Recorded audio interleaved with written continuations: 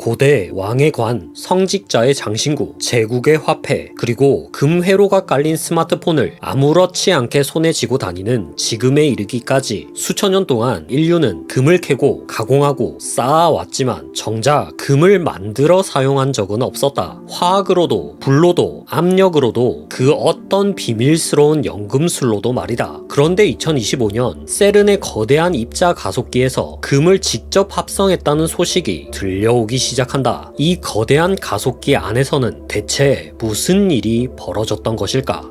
연금술이 실패할 수밖에 없었던 이유는 생각보다 명확하다. 금은 화학 반응으로는 절대 만들 수 없다. 금의 원자 번호는 79, 납의 원자 번호는 82. 이 숫자는 원자 핵 속에 들어있는 양성자의 개수를 뜻한다. 양성자의 수가 바뀌는 순간 그 원자는 완전히 다른 원소가 되어버린다. 다시 말해 양성자의 개수는 원소의 정체성 그 자체다. 아무리 끓이고 섞고 압축한다 해도 그건 어디까지나 전자 껍질만 건드릴 뿐 양성자의 수를 바꾸는 건 당시로서는 불가능했다. 애초에 이건 핵물리학의 영역이었으니까. 사실 우주적으로 봐도 금은 쉽게 만들어지지 않는다. 빅뱅 직후 초기 우주에서는 수소, 헬륨 같은 가장 가벼운 원소들이 만들어졌다. 이 가벼운 원소들이 모여 별을 이루게 되고 별 내부의 핵융합으로 탄소, 산소 같은 더 무거운 원소들이 만들어진다. 하지만 핵융합에도 한계가 있다. 별이 더 거대해질수록 점점 더 무거운 원소들을 만들어내지만 철을 만들어내는 단계에 도달하는 순간 그 과정은 거기서 멈춰버린다. 왜냐하면 그 이후의 원소들을 만드는 핵융합은 더 이상 에너지를 내는 과정이 아니라 에너지를 집어삼키는 과정으로 바뀌기 때문이다. 이러한 이유로 별 내부에서 일어나는 평범한 핵융합만으로는 금, 백금, 우라늄 같은 무거운 원소들을 도저히 만들어낼 수 없다. 그렇다면 금은 도대체 어떻게 만들어지는 걸까? 이런 무거운 원소들이 탄생하려면 중성자를 고속으로 끌어당기는 과정, R 프로세스가 필요하다. 핵심만 정리하면 이렇다. 씨앗이 되는 원자 핵이 주변의 중성자들을 미친 속도로 빨아들이고 그렇게 모인 중성자들 중 일부가 양성자로 붕괴하면서 한 번에 한 단계가 아니라 여러 단계를 건너뛰며 더 높은 양성자 수를 가진 원소, 더 무거운 원소로 변하게 된다. 지금까지의 연구에 따르면 특히 주목받고 있는 후보는 크게 두 가지. 거대한 별이 폭발하고 남은 중성자별 두 개가 오랜 시간 서로를 맴돌다 충돌하는 경우, 또는 강력한 자기장을 가진 특수한 중성자별 마그네타에서 폭발적인 감마선 플레어가 일어났을 때다. 물론 이는 여전히 논쟁의 대상이다. 그러나 한 가지 확실한 건 우주에서도 금은 정말로 극단적인 순간에서만 탄생하는 물질이라는 것이다. 그런데 2025년 유럽 입자물리연구소 세른에서 눈을 의심하게 만드는 보고가 올라온다. 입자 가속기에서 납이 금으로 변하는 현상이 관측되었다. 이게 어떻게 된 일일까? 세계 최대의 강입자 가속기 LHC, 그리고 그 속에 있는 4개의 검출기 중 하나인 앨리스. 앨리스의 목적은 무거운 원자핵, 특히 나비온을 충돌시켜 빅뱅 직후 불과 100만 분의 1초였던 초기 우주의 물질 상태, 조금 더 구체적으로 말하자면 물질이 양성자와 중성자로 뭉치기도 전 쿼크와 글루온이 자유롭게 풀려있던 상태를 실험실에서 다시 만들어 보는 것이다. 그러기 위해선 두 이온을 가능한 한 정면 충돌시키는 것이 이상적이다. 하지만 실제로는 완전히 정면으로 부딪히는 경우보다 살짝 스치듯 지나가는 상황이 훨씬 더 자주 발생한다. 일명 니어미스. 이름 그대로 미스에 가까운 이 우연한 스침이 아이러니하게도 새로운 메커니즘을 열기 시작했다. 입자 가속기에서 납 원자핵은 빛의 속도의 99.999%에 가까운 속도까지 가속된다. 이는 상대론적 효과가 크게 나타나는 말 그대로 상대론적 속도다. 이때 원자핵 주변의 전자기 장은 엄청난 속도로 압축되며 마치 납작하게 짓눌린 듯한 얇은 판처럼 변한다. 이렇게 찌그러진 전자기 장들이 양쪽에서 만나 서로 겹치게 되면 아주 짧지만 극도로 강력한 전자기 펄스가 튀어나온다. 그리고 이 전자기 펄스 앨리스가 원자핵에 부딪히면서 원자핵 내부에 있던 양성자와 중성자 일부를 두드려 떨어뜨리기 시작한다. 양성자의 수는 곧 원소의 정체성 그 자체다. 납의 양성자는 82개, 금의 양성자는 79개. 납 원자핵에서 양성자 3개가 떨어져 나가는 순간 그 원자는 더 이상 납이 아니라 금이 되어버리는 것이다. 앨리스 연구팀이 지난 데이터를 정밀 분석해본 결과 2015년부터 2018년 사이 이렇게 해서 만들어진 금 원자핵은 860억 개에 달했다. 여기서 이런 궁금증이 생긴다. 이 사실이 왜 이제서야 발표됐는가? 먼저 앨리스의 목적 자체가 처음부터 금을 만드는 것이 아니었다. 그래서 이런 사건들은 처음엔 그저 수많은 충돌 데이터 속에 섞여있는 일종의 노이즈에 불과했다. 연구팀이 이 현상에 주목하기 시작한 건 실험이 모두 끝난 뒤 몇 년치 데이터를 다시 천천히 되짚어 보면서부터였다. 그제서야 니어미스에서 일어난 희귀한 전자기 상호작용들을 따로 골라내고 하나하나 검증하는 작업이 시작된 것이다. 그리고 마침내 2025년 그 결과가 논문이라는 형태로 세상에 공개된다. 정말로 납에서 금이 만들어졌다 라고 말이다. 그렇다면 이제 우리는 금을 마음껏 찍어낼 수 있게 된 걸까? 안타깝게도 그렇지 않다. 입자 가속기에서 만들어진 약 860억 개의 금 원자핵은 질량으로 환산하면 29 피코그램, 29조분의 1g 수준에 불과하다. 맨눈으로는 물론 일반적인 실험 장비로는 직접 확인하기 힘든 양이다. 게다가 이 금 원자핵들은 생겨나는 그 순간 가속기 내부에서 아주 잠깐 존재했다가 곧바로 다른 입자들과 다시 충돌하거나 검출기 벽에 박혀 산산조각 나버린다. 아니 그럼 금을 만들어도 아무 의미 없는 거 아니냐라는 생각이 들 수밖에 없다. 경제적인 관점에서 보자면 솔직히 그렇다. 이건 골드바를 찍어내기 위한 기술은 전혀 아니다. 하지만 우리는 알고 있다. 이 금이라는 녀석이 얼마나 만들기 어려운지, 우주적 규모에서 봐도 얼마나 기묘한 물질인지 말이다. 금이 탄생하는 방식은 이 우주가 스스로를 만들어 온 방식과 아주 깊게 맞닿아 있다. 금은 그저 그 상징일 뿐이다. 중성자 별들의 충돌, 마그네타의 플레어, 그 속에서 일어나는 경이로운 우주의 연금술.